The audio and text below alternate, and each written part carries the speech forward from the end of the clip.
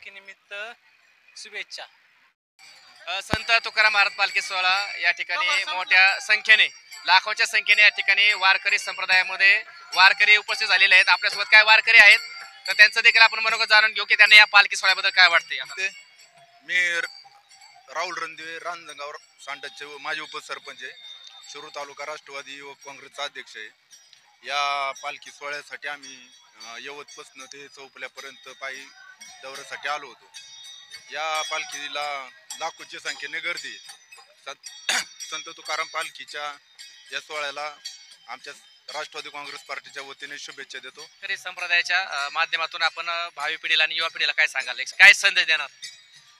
या जुनी परंपरा टिकली पाहिजे. वारकरी संप्रदाय यापुढे चालू राहिला पाहिजे.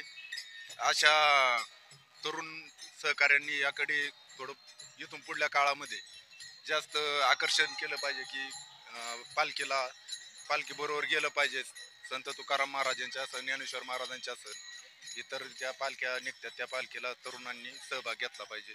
आमच्या रांजणगाव सांडस गावाच्या तर्फे संत तुकाराम महाराज पालखीला शुभेच्छा देतो.